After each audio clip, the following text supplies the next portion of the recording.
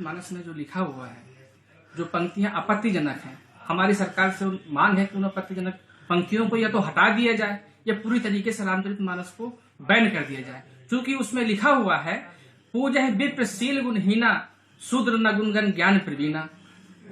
ब्राह्मण चाहे अयोग्य हो, मूर्ख हो, बेवकूफ हो, किसी काम का ना हो, नालायक हो, वो पूजनीय है।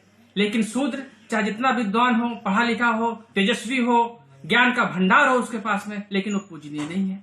तो शूद्र कहकर के आखिरकार तुलसीदास जी किसको अपमानित करना चाहते हैं? वर्ण व्यवस्था के आधार पर 4 वर्ण हैं, ब्राह्मण, क्षत्रिय, वैश्य, शूद्र। और शूद्र में सभी आदिवासी, दलित, पिछड़े वर्ग के लोग आते हैं।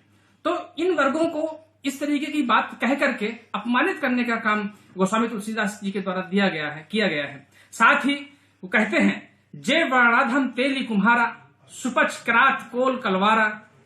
अर्थात जो वर्णों में अधम है, नीच है, वो तेली, कुम्हार, सुपच, किरात, कोल, कलार, ये जातियों के लोग हैं। जाति सूचक शब्द का इस्तेमाल करके इन जातियों को अपमानित करने का अधिकार आखिरकार गोस्वामी तुलसीदास जी को किसने दे दिया? वो आगे लिखते हैं कि ढोल गंवार शूद्र पसनारी सकल तारण के अधिकारी।